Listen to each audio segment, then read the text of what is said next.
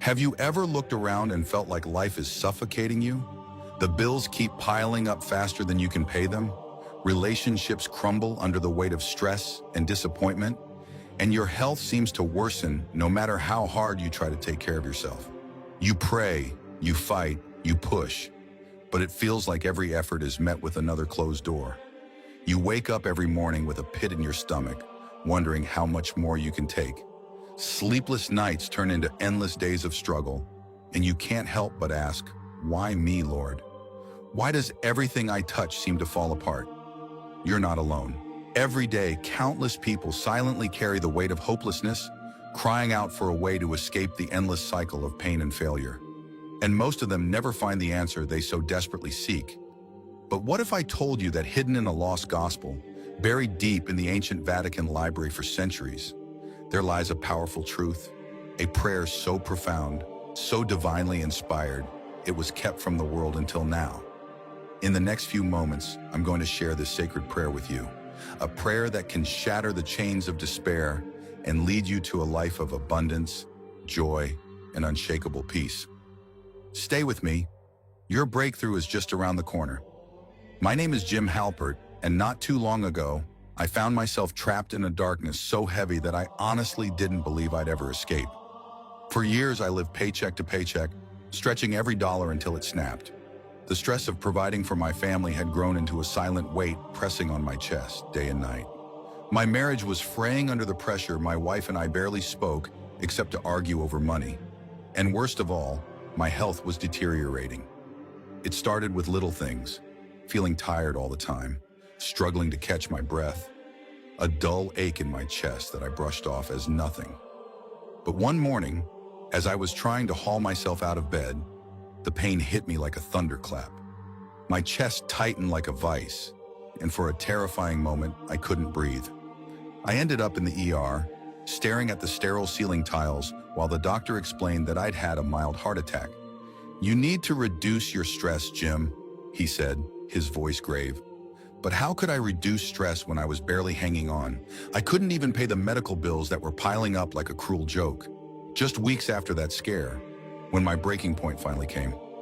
My car, my last bit of independence, had broken down on the side of the road again. I was already late for work. My landlord had left another notice on the door, this time threatening eviction if I didn't pay by the end of the week. And when I checked my bank account, the balance stared back at me. $13.27. I sat on the edge of my bed that morning, my head in my hands, trying to muster the courage to face my kids and tell them there wouldn't be any birthday gifts this year. I could already see the disappointment in their eyes. The thought of letting them down broke me in a way I hadn't felt before. At that moment, something inside me snapped. I'd reached the end of myself. The fight was gone. I didn't have the answers. And so, I did something I hadn't done in years. I reached for my old worn Bible. It had been sitting on the shelf, gathering dust like an abandoned relic of my childhood faith. With trembling hands, I opened it, flipping through the fragile pages, not even sure what I was looking for. I was crying as I whispered the only words I could manage. "God, I can't do this anymore. I don't know what to do. Please, please help me." That moment of desperation led me to a passage in my old Bible, one I hadn't read before, or perhaps never truly noticed. It was simple yet powerful. "Seek, and you will find. Knock, and the door will be opened to you." Matthew 7:7. The words lingered in my mind, echoing through my heart for days. I couldn't shake the feeling that this was more than a verse. It was a call to action, a whisper from God urging me to seek something greater, something hidden that could change my life. But where? What was I meant to find? I began to pray fervently, asking for guidance. Day after day, the verse continued to stir within me, pushing me to act. It felt as though God was leading me somewhere, though I didn't yet understand where. And then it happened. While reading an old devotional book I'd inherited from my grandfather, a loose page fell out, aged and yellowed with time. Written on it was a reference to an obscure gospel, something I had never heard of before. It mentioned lost texts and teachings, hidden in the heart of the Vatican library. My breath caught in my chest as I read the words. Could it be? Was this what God was leading me to find? Despite having no money to my name, I felt an unshakable pull to go to Italy. It made no sense. How could I afford such a journey when I could barely pay my bills? But I remembered the words of Jesus.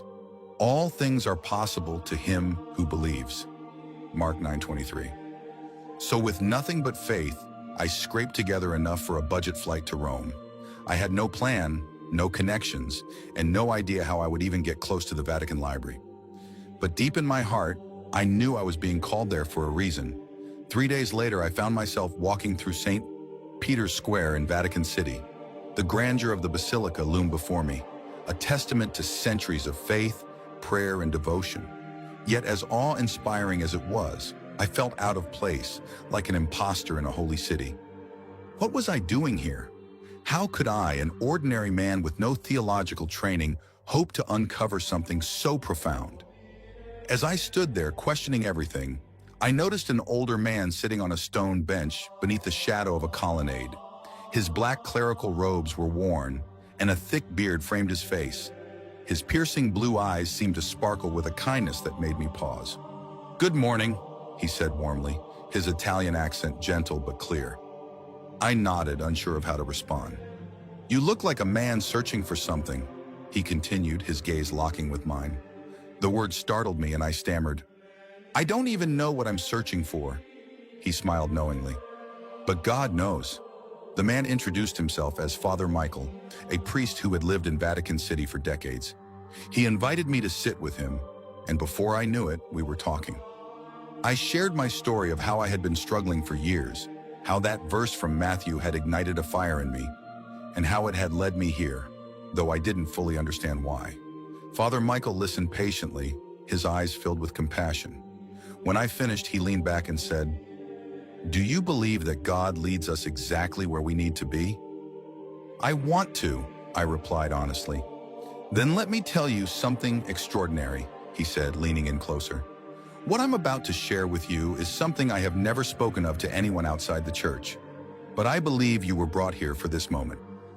Father Michael began his story, his voice steady and reverent. "Years ago, when I was first ordained as a priest, I was assigned to work in the Vatican Library.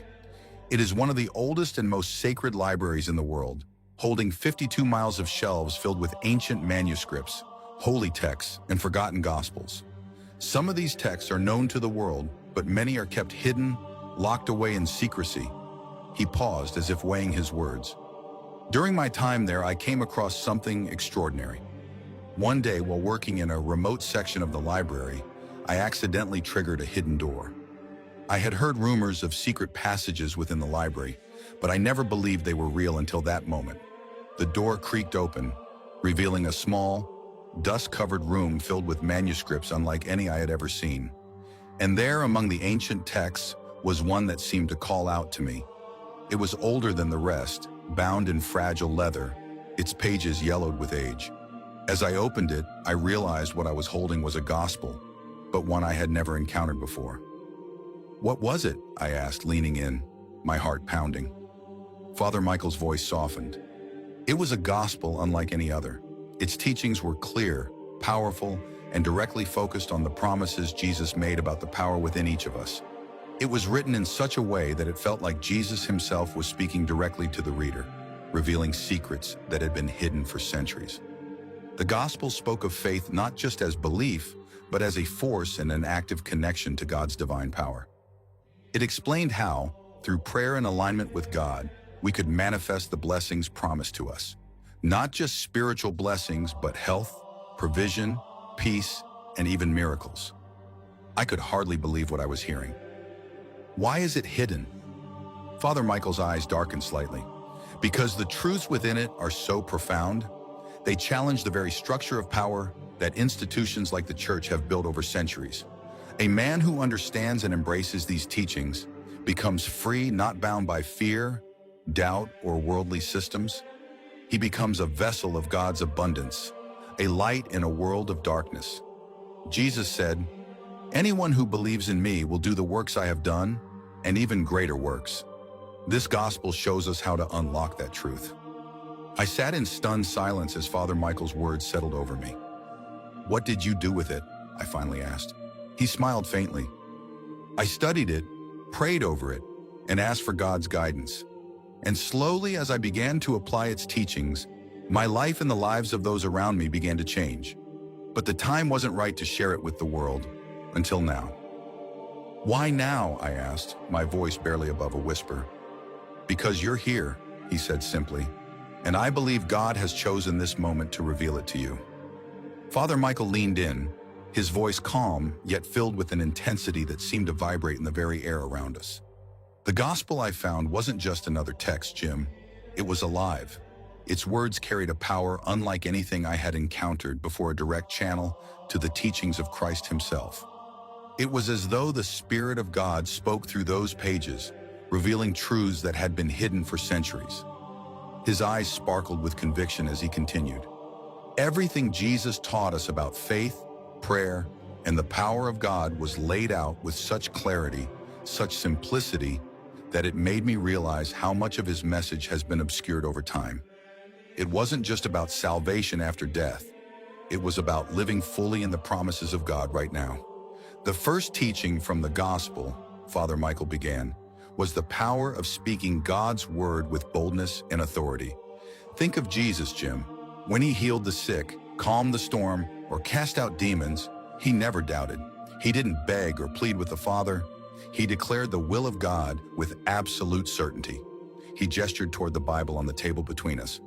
Do you remember the centurion who came to Jesus, asking him to heal his servant? The centurion said, "Just say the word and my servant will be healed." Jesus marveled at his faith and said, "Go, it will be done just as you believed." Matthew 8:13. I nodded, the memory of the story sending a shiver down my spine. Father Michael continued, his voice deepening. This gospel emphasized that same truth. When we speak in faith, we activate the promises of God. When our words align with his will, they carry the authority of heaven itself. He leaned forward, his blue eyes burning into mine. But it's not enough to speak the words, Jim. They must be spoken from a heart that believes without a shadow of doubt. That's why Jesus said, if you have faith as small as a mustard seed, you can say to this mountain, move from here to there, and it will move. Nothing will be impossible for you. Matthew 17:20. His words hung in the air, heavy with meaning. The second teaching, Father Michael said, his tone softening, is perhaps the most important. It's about surrender. True faith isn't just about asking for what we want. It's about aligning our hearts with the will of the Father.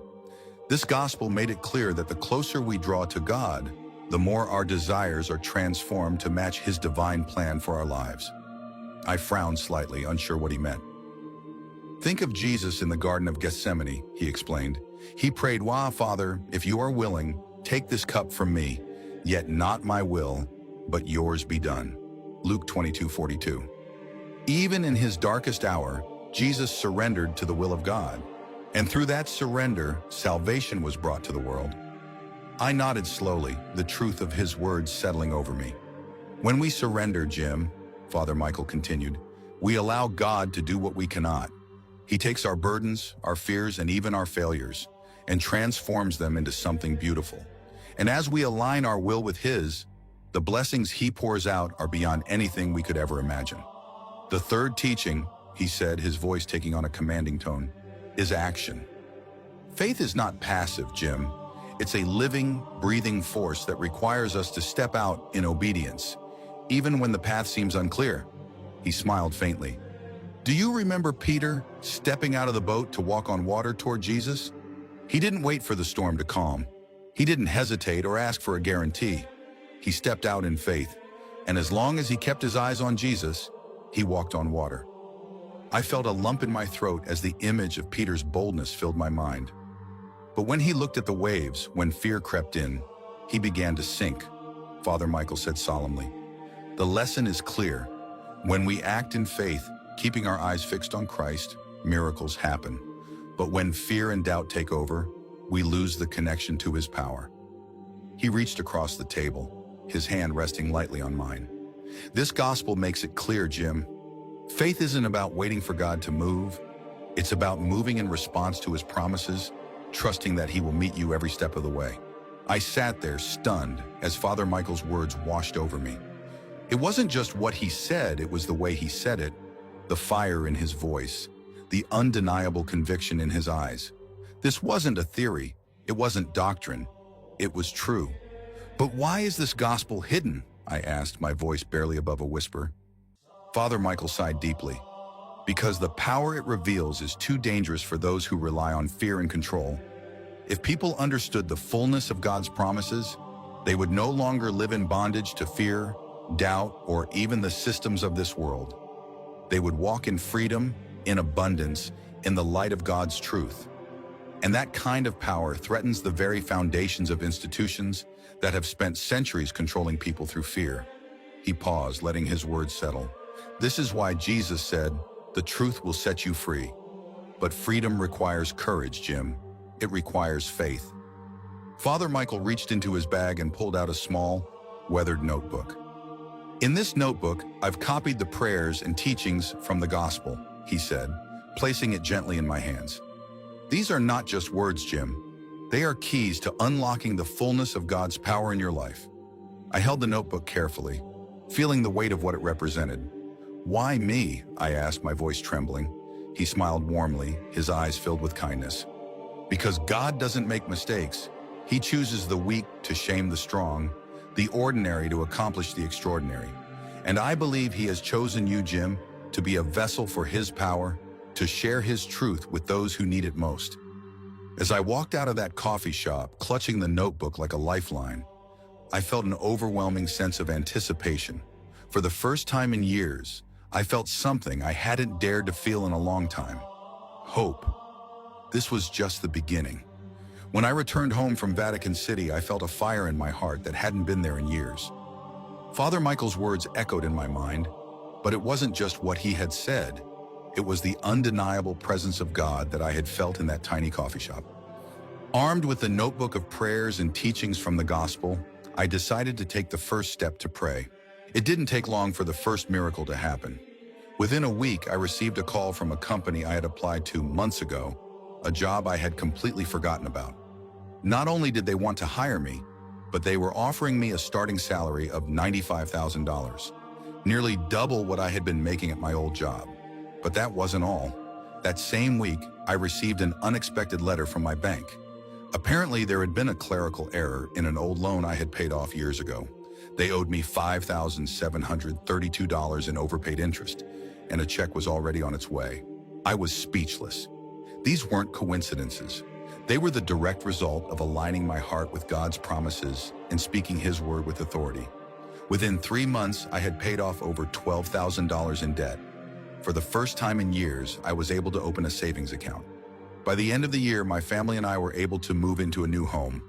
Nothing extravagant, but a safe, comfortable place where we could finally breathe again. Perhaps the most surprising change was in my health. But as I began to apply the teachings from the gospel, something extraordinary happened. One of the prayers focused specifically on releasing burdens and trusting God fully with every aspect of your life. Each night I would pray these words: Lord, I lay my burdens at your feet. I trust you with my health, my body, and my future. Fill me with your peace that surpasses all understanding. At first, I didn't notice any major changes, but as the weeks passed, I began to feel lighter. The chest pains that used to creep up on me every time I worried about money were gone. My energy levels began to improve. When I went back to the doctor for a follow-up 3 months later, he looked at my charts and said, "Whatever you're doing, keep doing it. Your heart is stronger, your blood pressure is down, and your cholesterol levels are the best I've ever seen." I had lost 15 pounds without even trying, and the overwhelming anxiety that had plagued me for years was replaced with an unshakable sense of peace. But perhaps the most beautiful transformation was in my relationships. For years, my marriage had been on the brink of collapse. Marie and I had been distant, frustrated, and barely speaking. The weight of our financial struggles had created a wall between us that seemed impossible to break. One of the teachings from the gospel focused on speaking life into your relationships. It wasn't just about praying for change. It was about declaring God's promises over the people you love. Each morning, I began to pray over my wife. Lord, bless Marie with your love and peace. Heal the wounds in our relationship, restore what has been broken, and help us to love each other as you love us. It wasn't immediate, but over time I noticed a shift. We started talking again, really talking. The arguments became fewer, replaced by moments of understanding and forgiveness. One evening as we sat together on the couch, Marie took my hand and said, "I don't know what's changed in you, but it's changing me too. I feel like we're finding our way back to each other." In just 1 year, everything had changed. My salary had increased from $45,000 to $95,000, and I had paid off over $20,000 in debt. My health was fully restored, with my doctor declaring me in the best shape of my life. My marriage was renewed, and my home became a place of peace and joy instead of stress and conflict. But the greatest gift wasn't the money, the health, or even the restored relationships. It was the unshakable presence of God in my life. I no longer felt like I was fighting alone. I knew that every step I took was guided by His hand. And here's the truth. What God did for me, He can do for you, because His promises are the same yesterday, today, and forever. All He asks is that you take the first step in faith. If you're ready to experience the fullness of God's blessings, if you're ready to see your health, relationships, and finances transformed, then don't wait another moment. I call this miracle the prayer of God. Let me be clear. The prayer of God isn't just another set of empty words. This is not a ritual for the sake of tradition, nor is it a vague wish whispered into the void. This is a divinely inspired message, a sacred formula crafted by the hand of God Himself and preserved for such a time as this. This prayer is unlike anything you've encountered. It is designed to align your heart, mind, and soul with God's perfect will. When you pray it with faith, it's like planting seeds of trust in the fertile soil of heaven, trusting in God's promise. "So is my word that goes out from my mouth. It will not return to me empty, but will accomplish what I desire and achieve the purpose for which I sent it." Isaiah 55:11. Through the prayer of God, you will find the exact words that changed my life, the words that broke the chains of financial struggle, restored my health, and healed my relationships.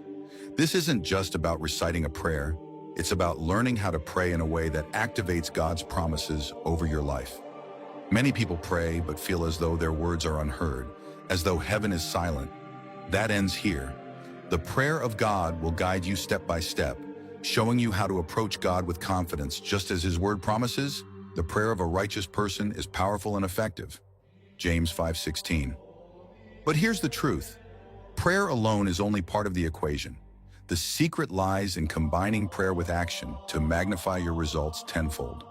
Jesus Himself taught us this. He didn't just tell people to have faith. He instructed them to take action. The leper was healed after he reached out in faith and asked for healing. The blind man was given sight after he acted on Jesus' command to wash in the pool of Siloam. And Peter walked on water only when he stepped out of the boat. This sacred teaching will reveal how to walk boldly in faith, combining the power of prayer with decisive, Spirit-led action. It's in this divine partnership that you unlock the fullness of God's blessings. This is about more than wealth, health, or even relationships. Yes, those blessings will come, but they are just the beginning. This is about experiencing the overwhelming love of God in every corner of your life. It's about walking in His light, living in His abundance, and becoming a living testimony of His goodness for the world to see. When you pray this prayer, you're not just asking God for something, you're inviting Him to transform your heart, to strengthen your faith, and to open the floodgates of heaven over your life. You're aligning yourself with His will and stepping forward in obedience to let Him do what only He can do. That's when the miracles begin. That's when mountains move. Are you ready to let God work in your life? Are you ready to step into the fullness of His blessings? This is your chance to ask for the blessings God has prepared for you, to seek His abundant promises, and to knock on the door of heaven so He can open it wide for you. Imagine a life where you no longer lie awake at night, overwhelmed by bills, broken relationships, or failing health. Imagine a life where God's hand is so evident in your finances that you finally experience the freedom of provision. Imagine your relationships being restored, filled with love, peace, and forgiveness. Picture waking up every morning with renewed strength, a healthy body, and a heart overflowing with purpose and joy. That life, the abundant life Jesus promised in John 10:10, is waiting for you, and it begins with the prayer of God. I don't believe you found this message by coincidence. God doesn't work in accidents. He works in divine appointments. I believe he brought you here for a reason, just as he led me to Father Michael in the teachings of this sacred prayer. The fact that you're still reading this tells me something important. You're not here by chance. You're here because God has chosen this moment to reach you. He sees your struggles, hears your prayers, and knows the desires of your heart. Think about it. How else could you have seen this message? The very fact that you're here now, at this moment, tells me God is calling you. He is calling you to step into the blessings he has prepared for you. He is calling you to live in his abundance. And let me make one thing absolutely clear. I am not taking a single cent for myself. Every penny of the proceeds from this prayer will go directly to feeding hungry children, because the God we serve calls us to love and serve the least of these. Whatever you did for one of the least of these brothers and sisters of mine, you did for me. Matthew 25:40. This is not about me. It's about answering God's call to share his blessings, to help others, and to bring his promises into your life. So now I ask you, will you say yes to his call? God is waiting. He is ready to pour out his love, his provision, and his healing into your life. He is ready to take the burdens you've been carrying for far too long and replace them with peace, joy, and victory. But he's waiting for you to open the door. Jesus said, "Behold, I stand at the door and knock. If anyone hears my voice and opens the door, I will come in and eat with that person, and they with me." Revelation 3:20. God is standing at the door of your heart right now. The choice is yours. Will you open it? This is your moment to step into the fullness of his blessings. The prayer of God is waiting for you. Take this step of faith and watch as he moves mountains in your life. God bless you abundantly.